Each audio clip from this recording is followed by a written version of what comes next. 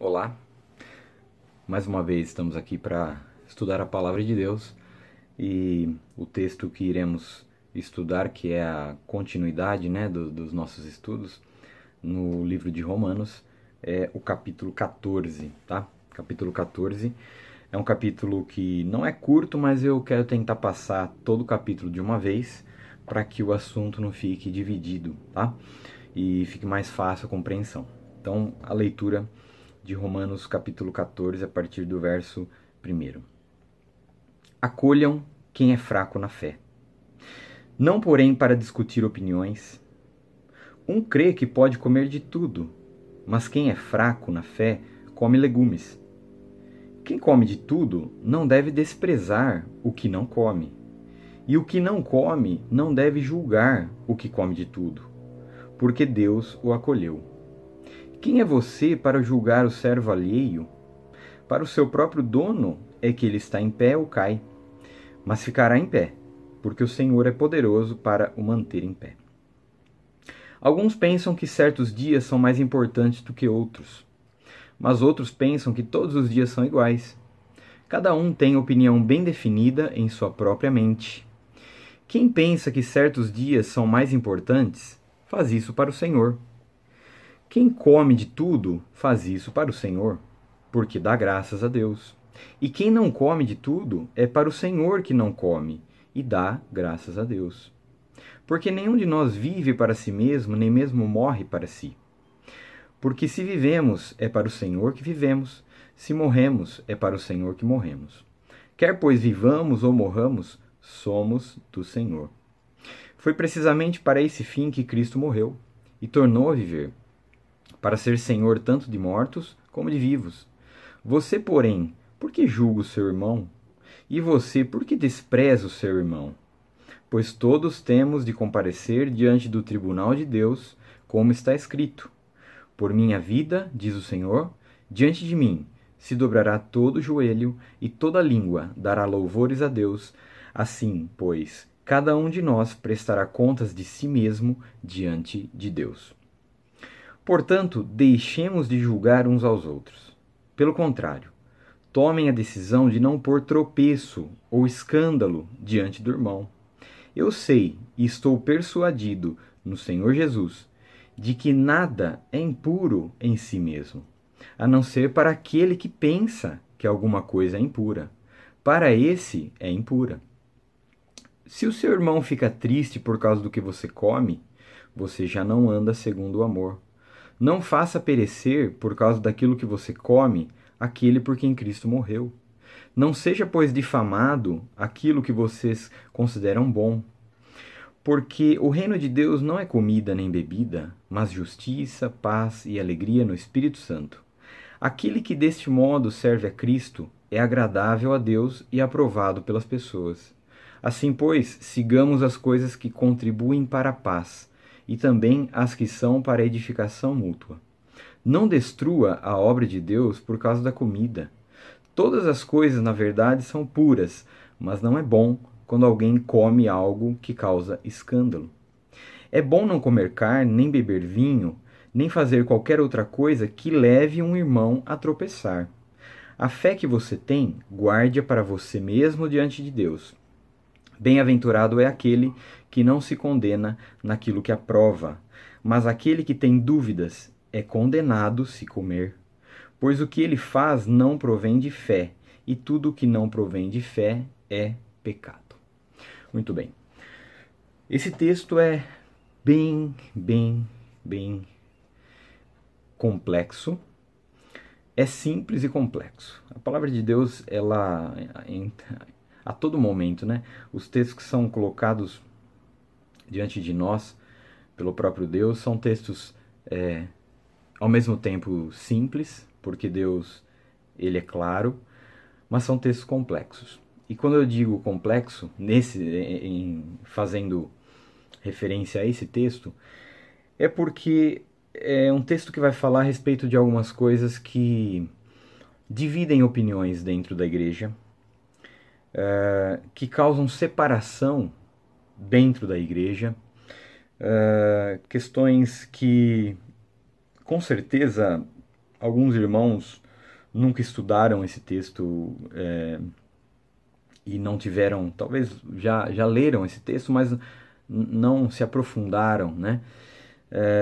Mas eu quero tentar ser o mais equilibrado possível. Eu quero ser bíblico, eu quero apresentar o que a Bíblia apresenta, né? E com certeza vai mexer com a consciência de alguns, mas nós temos que passar por esse texto. E, de novo, né, depois do vídeo, aqueles que assistirem, se quiserem comentar, podem comentar no nosso grupo de WhatsApp lá. Muito bem. Paulo vai falar aqui a respeito de uma coisa específica, que era um problema dentro ali, com certeza, né, dentro da igreja de Roma, ou dos cristãos que estavam em Roma. Ele vai falar a respeito de assuntos que nós chamamos de assuntos controvertidos. Assuntos controvertidos são as questões de consciência, né? Não são questões que o Deus não estabeleceu tão claramente como regra e, então, de certa forma, não colocou como uma desaprovação total da prática, mas também ele não ordenou que se fizesse. Então são assuntos, por exemplo, e são questões que causam muitas dúvidas mesmo, né? Então, por exemplo, o cristão pode tomar bebida alcoólica? O cristão pode comer qualquer tipo de alimento? O cristão pode tomar Coca-Cola? O cristão pode comer carne sangrando? O cristão pode comer carne de porco? O cristão, sei lá, qualquer coisa que você puder pensar de questões de práticas que não estão tão claramente ordenadas e nem desaprovadas na palavra de Deus. É sobre esse assunto que o capítulo vai tratar. E a gente pode até ver o que ele tratou dentro do capítulo. Ele falou, né? Ele falou sobre carne, né? Então, sobre alimento. Ele falou sobre carne, ingestão ou não de carne. Ele falou sobre dias serem mais importantes do que outros.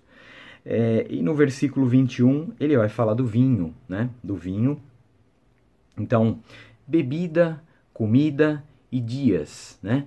Ele vai falar sobre essas coisas que ele aqui está considerando que são coisas controvertidas, que você pode ter diferença de opinião e pode ter controvérsia, né? Um defende uma coisa, outro defende outro ponto, mas é sobre isso que ele está tratando aqui. E ele vai dividir... desde o começo do capítulo ele já vai falar sobre isso, mas nós vamos ver aqui que ele divide os cristãos em dois grupos, né? Ele divide os cristãos em dois grupos. O primeiro grupo são os cristãos fracos e o segundo grupo são os cristãos fortes, tá? Cristãos fracos e cristãos fortes. Interessante que dentro do capítulo 14 ele não vai falar a palavra forte, tá? Ele só vai usar a palavra fraco, e aí quando ele vai tratar do outro grupo, entende-se que seriam os cristãos fortes, né? Até porque a palavra forte ela vai aparecer no capítulo 15, né? Logo no versículo 1, ali ele vai falar. Então ele diz no capítulo 15, versículo 1, ora, nós que somos fortes na fé, temos de suportar as debilidades dos fracos e não agradar a nós mesmos, tá? E interessante que Paulo, já vou adiantar aqui, ele se coloca no grupo dos cristãos fortes, né? Dos cristãos fortes. O que seria cristãos fortes e cristãos fracos, né? O cristão fraco é aquele que não tem a salvação? É aquele que acredita menos em Deus? Que tem a fé fraca? É aquele que crê menos? não é isso que Paulo apresenta aqui. Na verdade, o cristão fraco é aquele que tem uma consciência fraca, uma consciência cheia de escrúpulos, é uma consciência que não está tão alimentada pela verdade, principalmente da justificação pela graça, né? Pela fé simplesmente, e é uma consciência que carrega algumas questões culturais, algumas questões de formalidades, de cumprimento de regras para uma certa aceitação por parte de Deus. Então, os cristãos fracos são os cristãos que têm a consciência fraca e, de certa forma, são cristãos que têm uma fé mais fraca porque ela não está totalmente baseada em princípios que nós já estudamos, inclusive no livro de Romanos, por exemplo, o princípio da justificação pela graça simplesmente, né? O cristão fraco, ele acredita que algumas coisas ainda devem ser feitas, né? Ou algumas coisas não devem ser feitas para que haja essa aceitação por parte de Deus. E o cristão forte é o cristão que tem a consciência forte, porque ele tem uma fé que é mais forte no sentido de ter um conhecimento maior da palavra de Deus e andar baseado em princípios absolutos. E para mim, no livro de Romanos, o principal princípio absoluto é a justificação pela graça simplesmente, tá? Aqui Paulo vai tratar dessas questões porque se nós temos que entender que ali em Roma você tinha gentios que tinham se convertido e você tinha judeus, né, convertidos ao cristianismo. E esses dois grupos poderiam trazer questões de cultura, do que eles aprenderam durante a vida para a fé. Então, por exemplo, ele vai falar sobre comida e aqui no início, né, comida e dias, né? Os judeus eles tinham que respeitar alguns dias como mais sagrados do que outros, tinham dias festivos, você tinha alimentos que eram considerados impuros no Antigo Testamento, na lei, mas e inclusive os gentios, né? O gentio ele vinha de uma religião pagã onde ele tinha adoração, fazia, né? Estava acostumado com isso, adoração a ídolos, e agora que ele entende que há um só Deus, que ele não tem mais que adorar o ídolo, as carnes que são sacrificadas aos ídolos eu posso comer? Eu acho que não, porque, né? Então a questão aqui envolve tanto um grupo como outro, né? Judeus e gentios, que carregavam essa questão da cultura, do que eles tinham aprendido até então para dentro da fé cristã, né? E é isso que Paulo vai falar que são quem faz isso, né? Ou quem acaba agindo dessa forma é que são os cristãos mais fracos na fé e de consciência fraca. Então é por isso que ele vai tratar desses assuntos aqui, mas nós temos tantos outros assuntos e temas que nós conseguimos entender que você não tem uma questão clara de Deus. Por exemplo, o que não é um assunto controvertido e que é uma lei e que não tem como você debater, a sua consciência tem que estar cativa. Por exemplo, os 10 mandamentos, não matarás. Isso está escrito lá. Então, não matarás. Existe alguma forma ou alguma exceção em que você pode matar? Não. Não matarás, estabelecido, é uma regra que Deus estabeleceu, né? Vou falar, por exemplo, da questão do vinho aqui, né? Alguns cristãos defendem que o cristão, né, não pode tomar nenhum tipo de bebida alcoólica, outros defendem que pode, mas a verdade é que nós temos algum texto específico que diz, né, como uma lei, o cristão não deve tomar bebida alcoólica e ponto final. Nós não temos isso na Bíblia, nós só temos orientações e recomendações de que não é uma prática que vai causar benefício, isso nós temos, né? em alguns pontos, né? Mas você não tem uma desaprovação. Então, por exemplo, você tem lá o texto que você não deve se embriagar com vinho, mas nós temos que nos embriagar, né? Nos encher do Espírito Santo. Ali está falando de embriaguez e não de uma bebida até certo ponto que você não cause. Então, são assuntos em que você não tem estabelecido uma regra, tá? Muito bem. Inclusive, nós temos aqui a base, né, da questão, principalmente dos alimentos, né? Nós temos 1 Coríntios capítulo 8, Paulo vai falar a respeito disso também, das carnes que eram sacrificadas a ídolos, né? E se a carne poderia ser ingerida, você pode comer a carne que era oferecida a ídolo. Ele vai falar que o ídolo nada é, que eles não existem, esses deuses falsos não existem. Então tudo isso que é oferecido a esses deuses, na verdade, são cultos que não existem. Então nada que entra no homem pode contaminá-lo. Isso e o próprio Jesus, né? Olha que interessante. Vamos ler aqui Marcos capítulo 7. Marcos capítulo 7, a partir do verso 14. Olha que interessante, o próprio Jesus falando. E convocando outra vez a multidão, disse: escutem todos e entendam. Não existe nada fora da pessoa, nada, que entrando nela possa contaminá-la. Mas o que sai da pessoa é o que contamina. Se alguém tem ouvidos para ouvir, ouça. Quando entrou em casa, deixando a multidão, e seus discípulos interrogaram a respeito da parábola, e Jesus lhe disse: então vocês também não entendem? Não compreendem que tudo que está fora da pessoa, entrando nela, não pode contaminar? Porque não entra no coração dela, mas entra no estômago e depois é eliminado. E assim Jesus considerou puros todos os alimentos.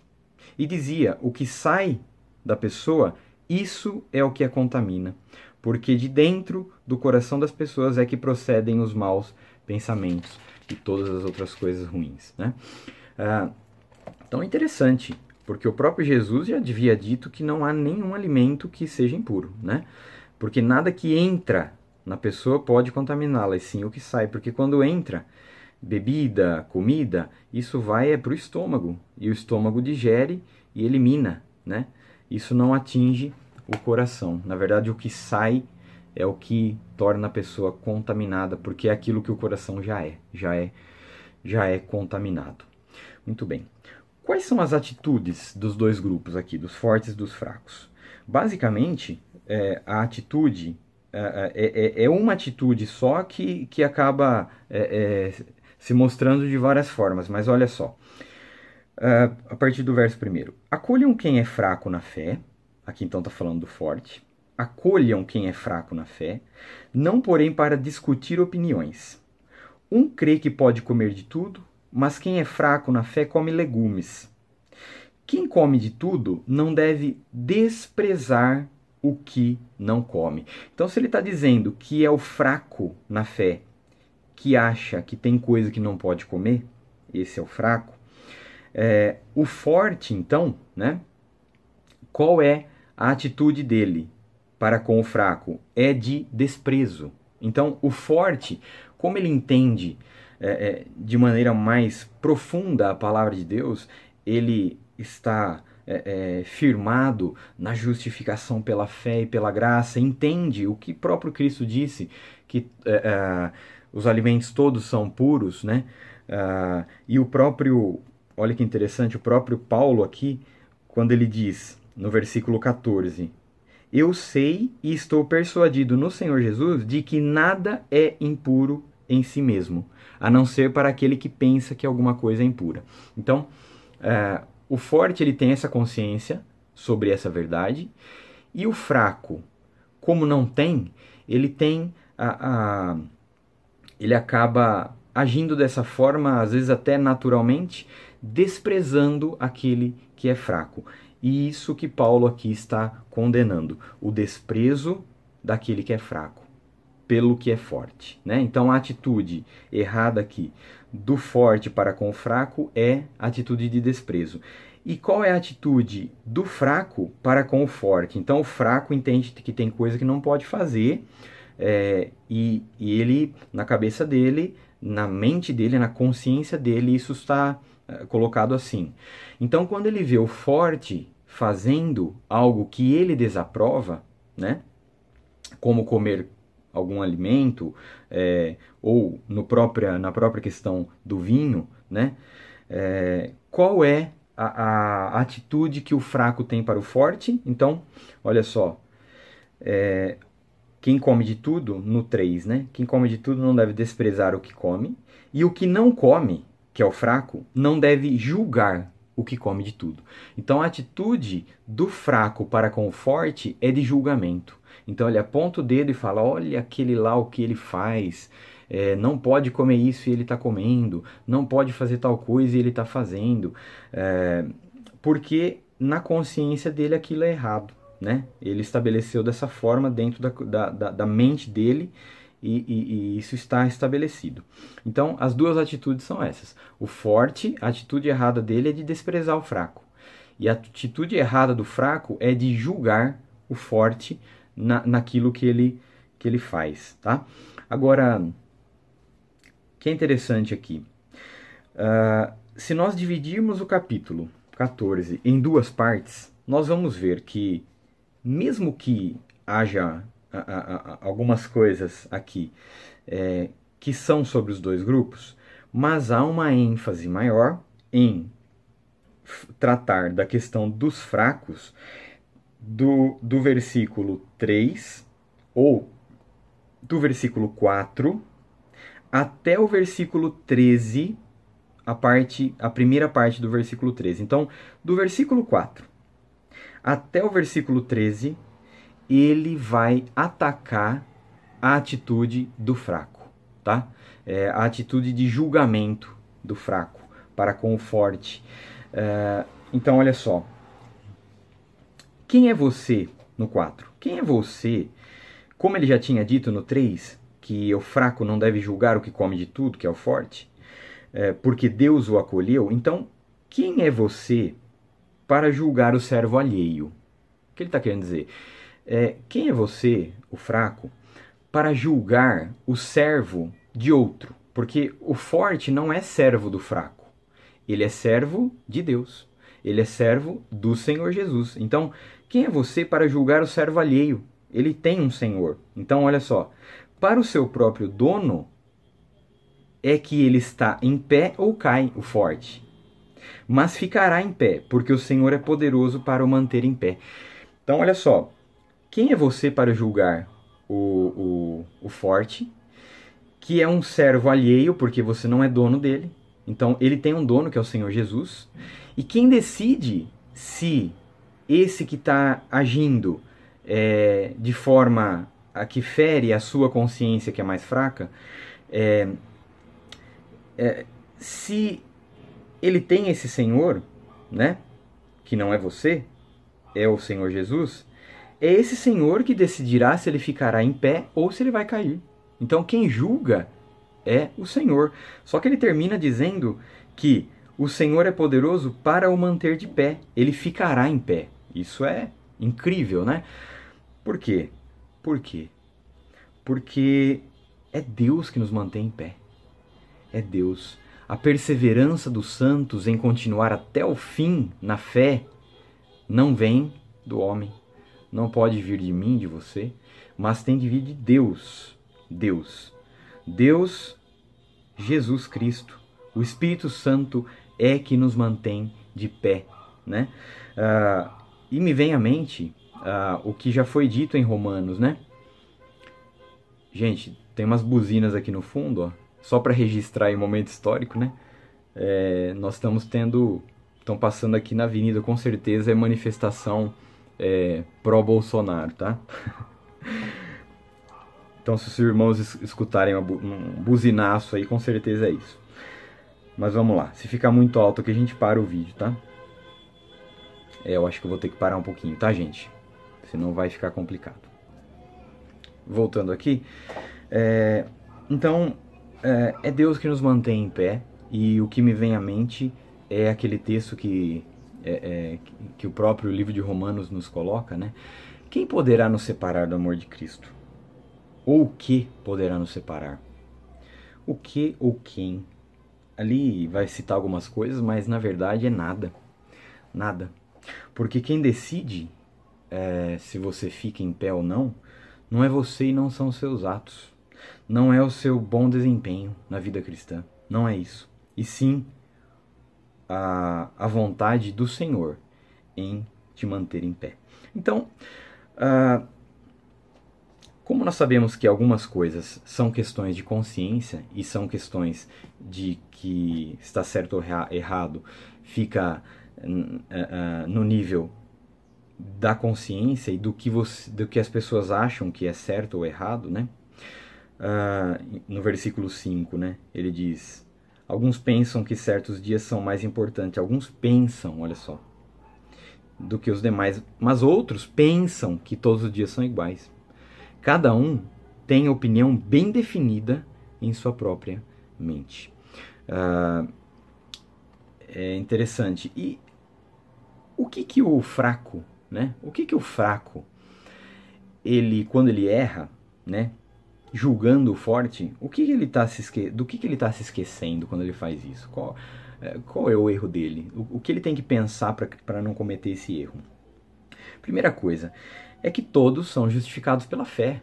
Todos são justificados pela fé e não pelas ações, e não pelo cumprimento de alguma regra, e não pelo cumprimento de mandamentos. A lei, ela serve para nos indicar que somos pecadores, e quando a lei é colocada à nossa frente, a primeira reação nossa é: eu não consigo cumprir, o que eu farei então? E aí a lei nos leva a Cristo. E Cristo nos salva e nos leva de volta à lei para um cumprimento, mas um cumprimento em amor, um cumprimento em gratidão e não para a salvação. Então, o fraco se esquece que todos são justificados pela fé. No versículo 3, né, no finalzinho, diz: Deus, porque Deus o acolheu. Então, não julgue o forte, porque Deus já o acolheu. Então, quem é você para não o acolher? Quem é você para julgá-lo se o próprio Deus o acolheu, né? Você vai se colocar acima de Deus e dar outro veredito? Não, Deus já o acolheu. Então, o fraco se esquece que a salvação, que todos somos justificados pela fé, simplesmente e unicamente pela fé. Segundo ponto, por que o fraco do que o fraco se esquece? Que Deus é o único juiz, né? Como nós lemos no versículo 4. Você julga o servo alheio, ele tem um senhor. E esse senhor é que julga quem ficará em pé ou quem cairá. Não é você que deve estabelecer isso, e sim Deus. Então, se Deus é o juiz de todos, nós não devemos julgar. Ou os fracos não devem julgar os fortes. Nesse caso aqui, falando dos fracos, né? Porque Deus é o único juiz também sobre o fraco. Não só sobre o forte, mas também sobre o fraco. E o terceiro ponto. E aqui, por que eu insisto tanto com os irmãos para que os irmãos estudem, se aprofundem na palavra, queiram conhecer, né? Não fiquem com aquilo que os irmãos já sabem e tá bom assim, né? Eu realmente, a falta de conhecimento é o que destrói o povo de Deus, né? O terceiro ponto, né? O fraco. O fraco, ele precisa ponderar sobre esses assuntos controvertidos. Precisa estudar a palavra de Deus, né? Para que a consciência dele seja forte. Não é porque o fraco e o forte estão colocados aqui que o fraco ele deve continuar assim. O fraco tem que crescer. O fraco tem que crescer. Ele tem que estudar. Ele tem que ponderar sobre as questões que os fortes fazem, ou que outros cristãos fazem, que estão dentro dessa área de assuntos controvertidos, e ver se ele não está errado, né? E ver se ele não está errado e mudar, então, a sua consciência, né? Porque a sua consciência pode ser mudada, ela pode ser aprimorada, ela pode crescer e ficar forte, né? Ele pode ficar com uma fé mais forte. E cristão fraco e forte não quer dizer com idade, tá, gente? Não é porque o cristão ele é mais forte que ele tem que ser mais velho, né? Você tem jovens fortes e velhos com 50 anos de igreja que são fracos, né? Olha só, o versículo 5, né? Alguns pensam que certos dias são mais importantes, pensam, né? Mas outros pensam que todos os dias são iguais. Cada um tem opinião bem definida na sua própria mente. Então, cada um tem uma opinião bem definida na sua própria mente. Você não deve se basear em consciência alheia do outro. Busque conhecer a palavra e a verdade, crescer nesse sentido, para que a sua consciência seja mais forte e você haja de acordo com ela, né?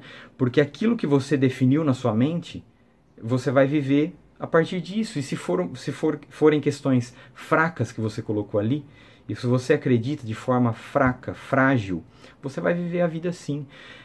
E você deve ponderar. Você não, né? Já estou falando você, parece que eu estou me considerando aqui como cristão forte. Mas os fracos devem ponderar nesses assuntos e ver se eles não estão errados. E se há algumas coisas que eles devem crescer e entender de outra forma, né? Muito bem. Qual que é o desafio para o fraco, né? O desafio para o fraco. Do versículo 9 até o versículo 13, nós vemos o desafio do fraco. Qual que é o desafio? Olha só. Foi precisamente para esse fim que Cristo morreu e tornou a viver, para ser Senhor tanto de mortos como de vivos. Porém, por que julga o seu irmão? E aqui ele vai falar do forte. Você, por que despreza o seu irmão? Pois todos temos de comparecer diante do tribunal de Deus. Como está escrito, por minha vida, diz o Senhor, diante de mim se dobrará todo joelho e toda língua dará louvores a Deus. Assim, pois, cada um de nós prestará contas de si mesmo diante de Deus. Jesus morreu e ressuscitou para que todos sejam irmãos. Não é? Olha só, versículo 10. Você, porém, por que julga o seu irmão? O seu irmão.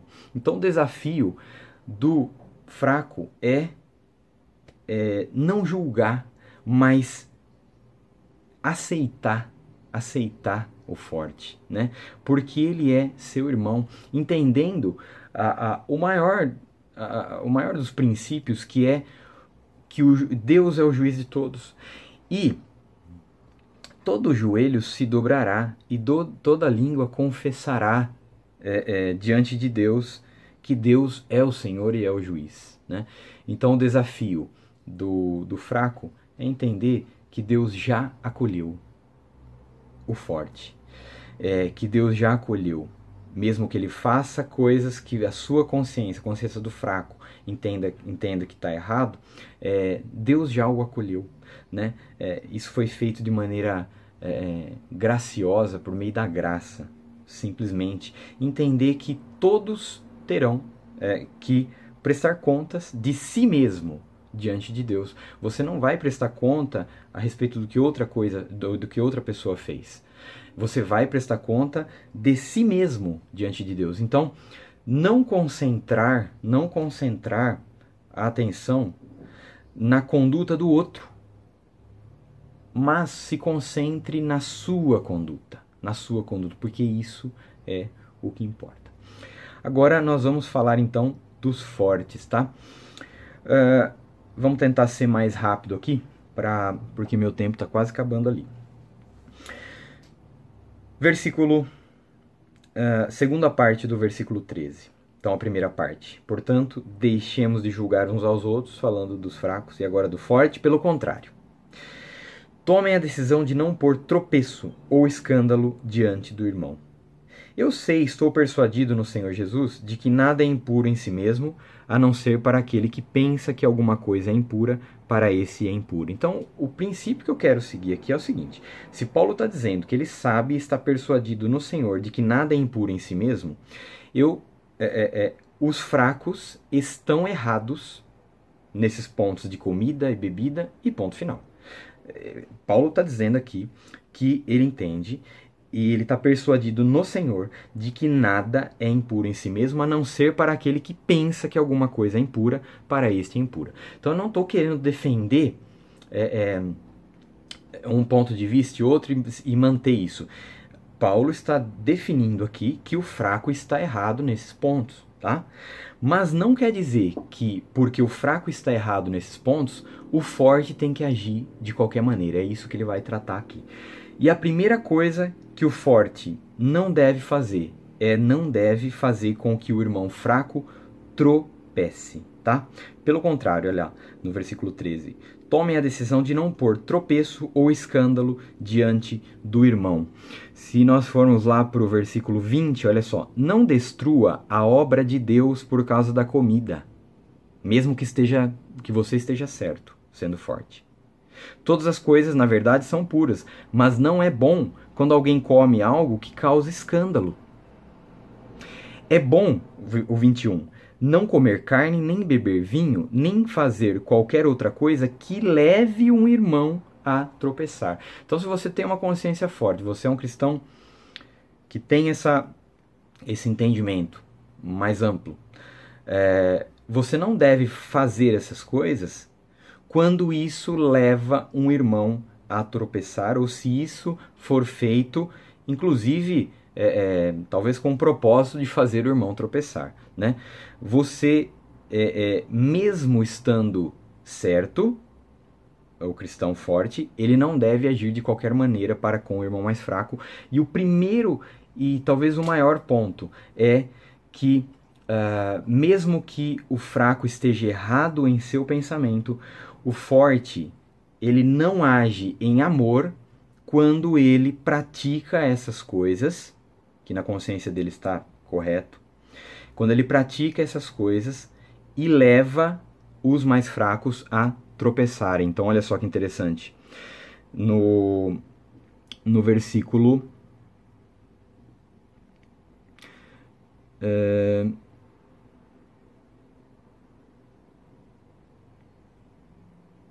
15. Se o seu irmão fica triste por causa do que você come, você já não anda em amor. Então não quer dizer que você tem que parar de comer, mas o que quer dizer é que você... Porque está errado comer. O que está dizendo é que se você come em comunhão com esses mais fracos, você não age em amor porque você está levando essa pessoa ao tropeço. Então, o primeiro ponto e o mais forte é que o forte não deve fazer o mais fraco tropeçar. E quando a palavra diz tropeço, para que a obra de Deus seja destruída, que ele caia, não está querendo dizer perder salvação, tá? Está querendo dizer que isso vai causar um empecilho para que esse irmão mais fraco cresça na fé. Ao invés de ajudar, você vai estar atrapalhando. Então, não faça isso, não faça isso. Não haja dessa forma quando você está em comunhão ou junto com esses irmãos mais fracos. Você deve se fazer fraco quando você está junto com os irmãos mais fracos. Mais ou menos isso, né? Agora, do que o forte se esqueceu, né? O que o forte se esqueceu? Ele se esqueceu de quem ele está prejudicando, né? Que é o seu próprio irmão, é aquele por quem Cristo morreu. É esse que está sendo prejudicado. O vídeo eu vou ter que parar um pouquinho aqui, gente. Ok, voltando. E o segundo ponto, né, do que o forte se esquece é de que o que de fato importa na vida do cristão, que é o que está escrito ali no versículo 17, porque o reino de Deus não é comida nem bebida, mas justiça, paz e alegria no Espírito Santo. Então, as coisas não se baseiam em comida e bebida, mas sim naquilo que é crucial, que é justiça, que é paz. Desculpem, o vídeo cortou porque eu tô com um problema na capacidade de gravação aqui.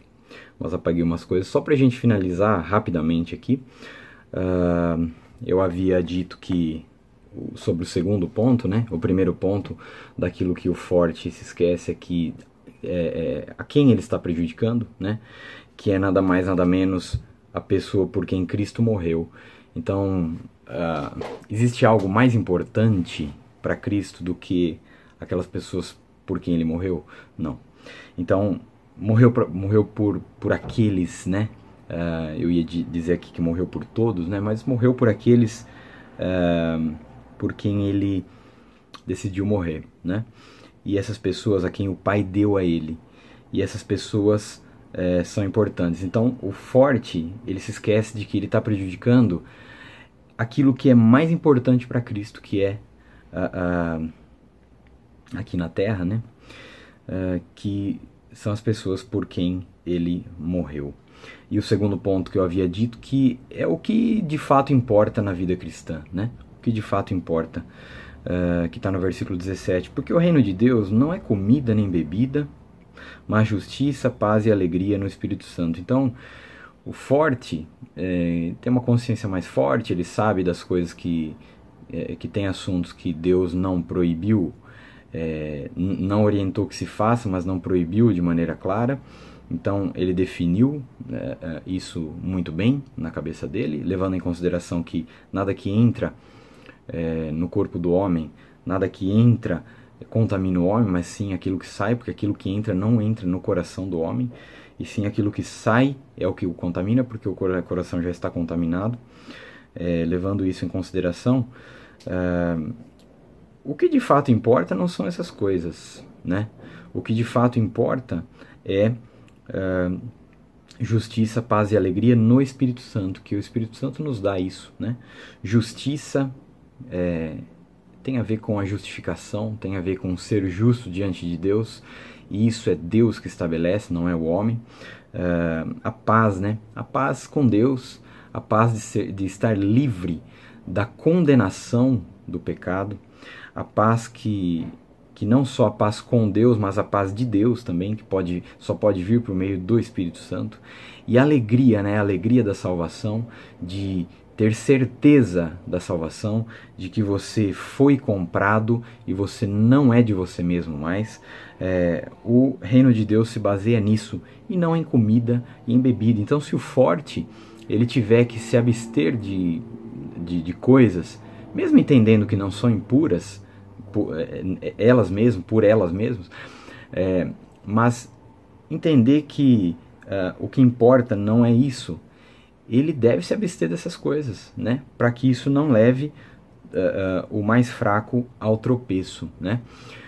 E no final do capítulo, né, ele vai juntar os dois grupos, né, e dizer, a partir do 22 ali, a fé que você tem, guarde-a para você mesmo diante de Deus.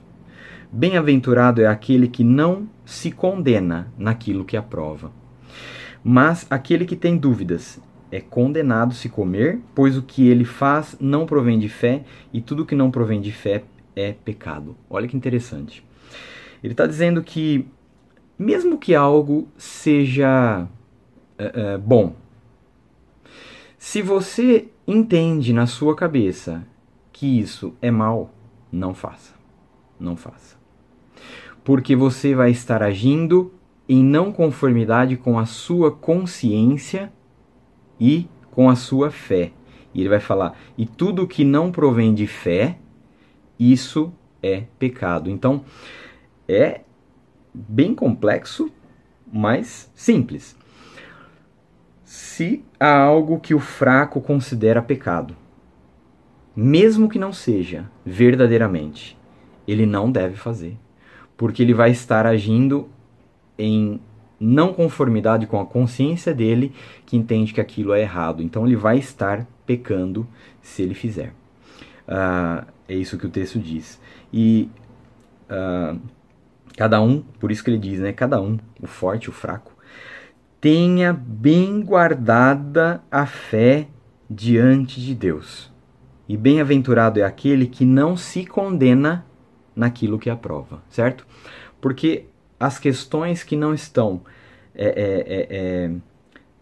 estabelecidas por Deus tão claramente, que são as questões controversas, que são as questões controvertidas, nessas questões, quem julga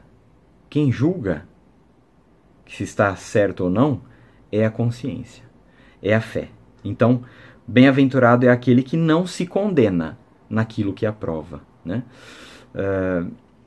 É um texto difícil, mas é um texto simples, nós temos que passar por ele. E de novo eu volto a dizer o que eu sempre tenho dito, né, nas minhas aulas. Busque crescimento, cresça espiritualmente, não fique estagnado, né?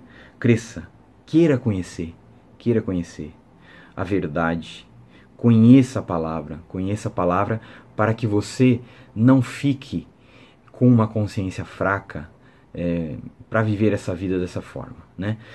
Nós temos uma liberdade cristã.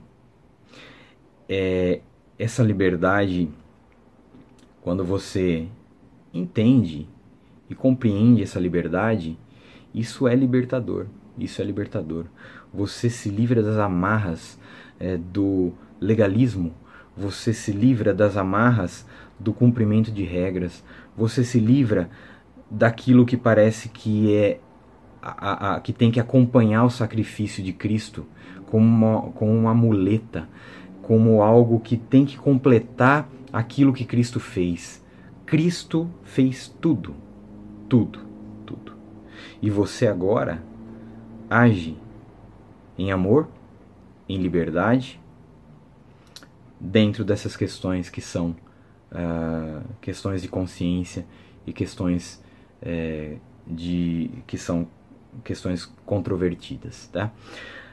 Que Deus abençoe a todos e que vocês possam ter uma boa semana aí, tá? Um abraço e fiquem com Deus.